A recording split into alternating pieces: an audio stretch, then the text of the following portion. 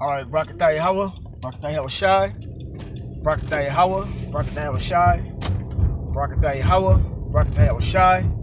First, I'd like to start by saying all praise to Yahweh, by Hashem Yahweh Shai. Double honors to the elders and apostles that rule well. And salutations to the brothers that's doing the truth and sincerity. Now, this is a lesson on what's going on in Australia. As you can see, it says, rain and cooler temperatures bring some relief from Australia fires. So the Lord got the land of Australia on fire right now. You know, and if I got some time, I'm gonna bring up a map and show you how it looks. But right now, I'm gonna just play the video and bring in the scriptures. Now we're going to head to Australia, where rain and cooler temperatures are bringing some relief this morning for communities devastated by deadly bushfires across the country. But officials warn that the flames will, quote, take off again by Thursday. At least 25 people have died as a result of the fires since September, along with an estimated 500 million animals. Nearly 20 million acres have burned, and authorities say that the fires could keep burning for months. CBS News correspondent Jamie. Right, so as you can see, the Lord bringing fire upon this place, man. He burning America. He burning the world down, so to speak, to a to a certain degree, because Australia is on fire. Parts of the U.S. is on fire. You got a lot of them countries with all them protests and them riots happening. That they on fire. You know, so that's prophecy, man, and that's how you know that the scriptures are true. You know, you got people that ask us. We had some guy come down to the camp and ask us, well, how do y'all know that the Bible is true? Well, first, you have to be chosen. You know, you have to be of the elect in order to, like, really believe in the word. But, you have people that's going to believe in certain bits and pieces. But the prophecy is one of the main things that show you that this book is real. The scriptures say, then shall there be known who are my chosen. Because everything that they said from the spirit of power Yahweh Shema Shai that came out of them scriptures is going to be happening right in your reality, man. That's how you know who a prophet is, man. The scriptures is wrote, like it says, by holy men, man. Men that was moved, man, through the spirit, man. Not just no ordinary person, man. So I'm going to go ahead and bring out this Luke chapter 12, verse 49. It's like on this screen thing, man. It says, I am come to send fire on earth, not just America, not just the Middle East, but on the whole earth, man. And what will I if it be already kindled? So what you want is basically stating, like, the Lord sending fire upon this place, and what you want him to do if the fire be already going on, man. When he get back, he just gonna come and send more fire, man.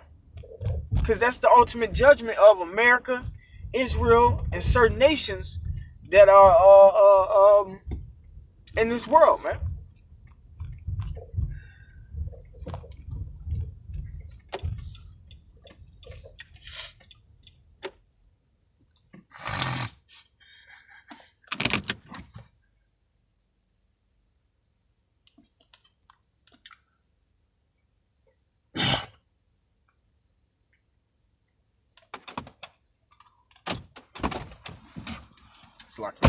This is Isaiah chapter 66, verse 15. It says, "For behold, the Lord will come with fire, and with his chariots like a whirlwind, to render his anger with his fury, and his rebuke with flames of fire."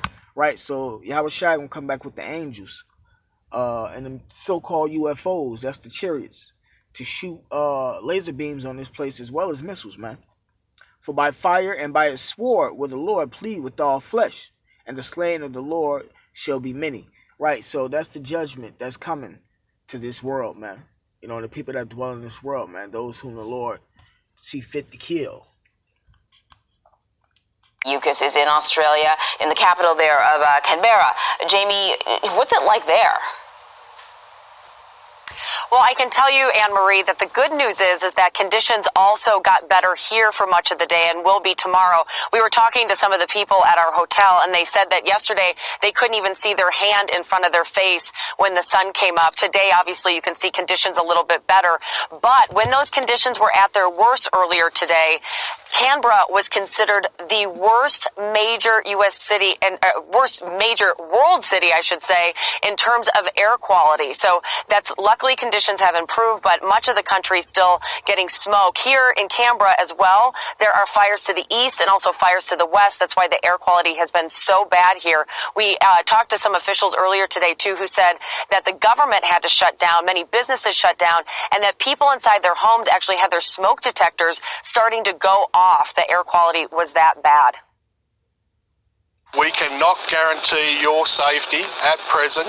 Authorities across Southeast Australia are racing to get people to safety, using the light rain and cool weather for cover after supercharged fires continue to ravage the continent over the weekend. It's like something out of a horror movie. I've never seen anything like it. The fires have scorched nearly 20 million acres of land, forcing thousands to flee. My neighbour stayed to defend his property, and he contacted me this morning to say, sorry, but my house is gone. Fire officials here in New South Wales say the flames roared through here so quickly that the fire consumed things like cars, homes, and vegetation at a rate of 7 miles in 2 hours. Australian firefighters are working around the clock, battling both the fierce flames and exhaustion. All the crews of this. Give me 1 second.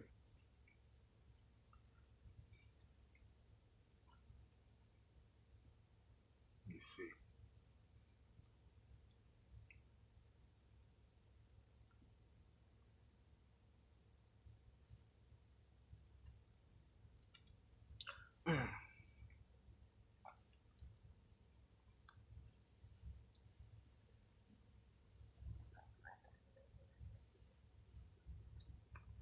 This is for Israel. This is 2nd Ezra chapter 15,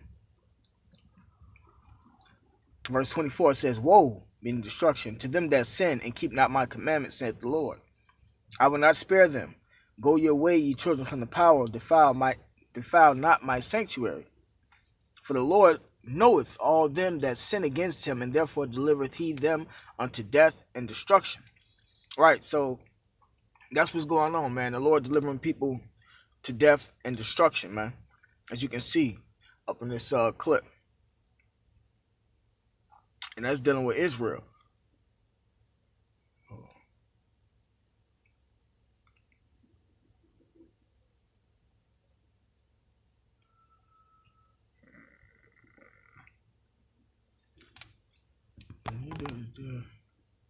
Slide.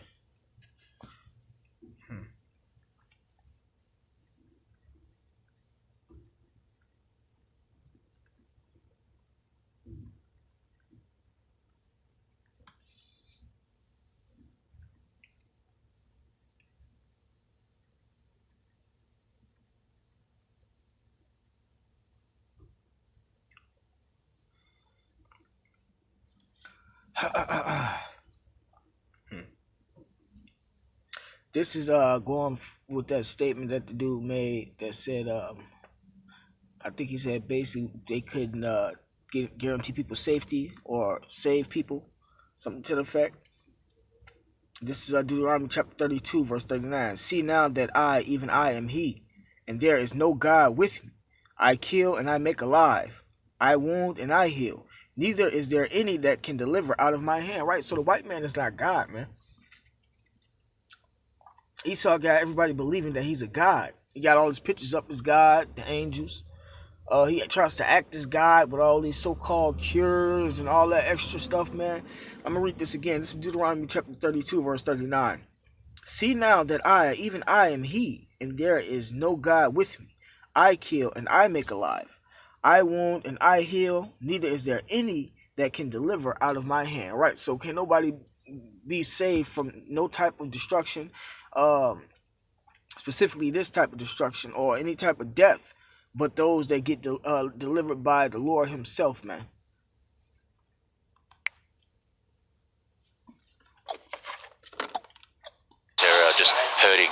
They're tired. as a crew of U.S. firefighters arrived to provide welcome assistance. Did you ever think you'd see something of this magnitude in Australia? Never. Never. Evacuee Margaret Fitzpatrick came back to find both her neighbors' homes burned down, but hers still standing. For people watching in the United States, what would you want them to know? Just the spirit of everyone banding together and helping each other. And even though a lot of people have lost a lot of things, we still have that really good community spirit. Wow, so we heard They always promoting this peace and love and help and community, all this that wicked shit, man. We in the wrong times for all the shit, this stuff that these people talking about, man. We in a time of prophecy. She ain't say nothing about, well, everybody worship God, fear God. I know he did this to me. She ain't say nothing like that. She said everybody come together. Come together to do what? We can't do nothing against no fire, man. We can't fight no flames by standing and protesting or having a die-in and shit, man. Fucking devils, man. These people is retarded, man. The spirit of this world is all messed up, man. And it ain't gonna get right until the kingdom come, man. And that's why all the nations gonna be forced to follow the law, statutes, and commandments, man. that, there's cooler temperatures, light rain. That's helping a little bit, but things are going to return very quickly to the conditions that have contributed to these fires. So what are residents doing to prepare? Right, so it's not over, man. This rain was just to cool it down just a little bit, but it's gonna go right back to being the way it's supposed to be. Well, I think it's an interesting point you just made, Anne-Marie, because some of our viewers may not know that here in Australia, it is summertime. So that means that they are in the heart of fire season. But this is just the beginning. So that's why officials are very fearful that the fire season could go on for months. What we were told by people we talked to in some of these towns is that they've prepared their homes the best they can, and that things have been so scary that they've just decided to leave, go to other parts of the country, stay with family and friends in other places until some of this subsides. There have been many instances where fire was not supposed to jump, let's say, a river or a highway, and then did. So what I can tell you is that people are very much vigilant, they're alert right now, and they're scared. And that's one sign that this is all prophecy and being orchestrated by through Yahweh Shema Shai, the orders that's given out to the angels, man. It's like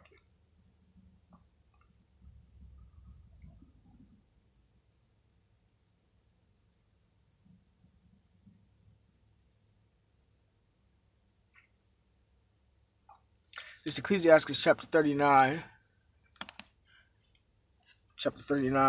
verse 28. It says, "There be spirits that are created for vengeance, which in their fury lay on sore strokes. And the time of destruction they pour out their force and appease the wrath of him that made them.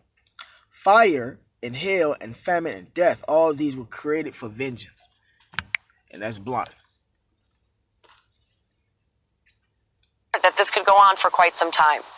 And so how is the smoke from all of these fires affecting people and wildlife in the area?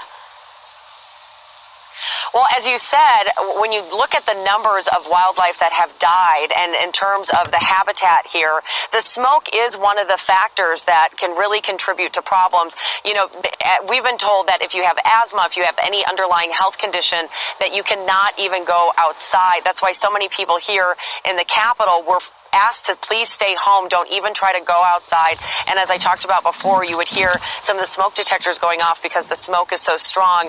That has subsided here, and that's what people were very glad about. But there are so many other sections. I can tell you from driving from Sydney, Australia to here today, which is about 3.5 hours, there were pockets of very, very thick smoke. At one point in time, I actually put my mask on inside the car, even after turning off the vents and things to keep smoke out. But it just kind of depends on where you are, the conditions of where you are, and how quickly it's moving and changing. And I was thinking about that too. The smoke can get in your car by having vents and stuff on. People have been prepping and going through the stuff for the longest time.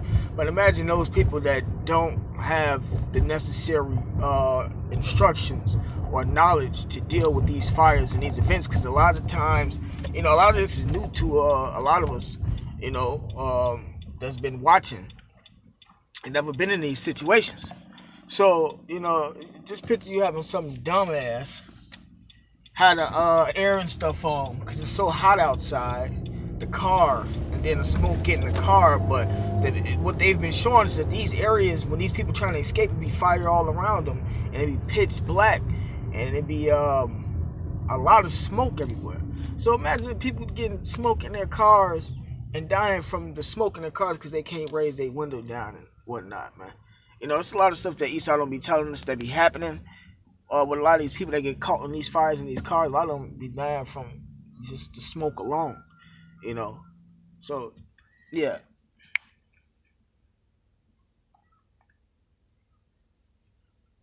Well, the images are, I mean, they're devastating, they're mind-blowing. We were watching some images earlier today where literally it looked like helicopters were just flying into a wall of red and orange. It's really remarkable what they're going through right now. Jamie Yuccas, thank you so much. All right. And with that being said, call all Yahweh Shema Shai, double honors to the elders and apostles that were well, and salutations to the brothers that's doing the truth and sincerity. Shalom.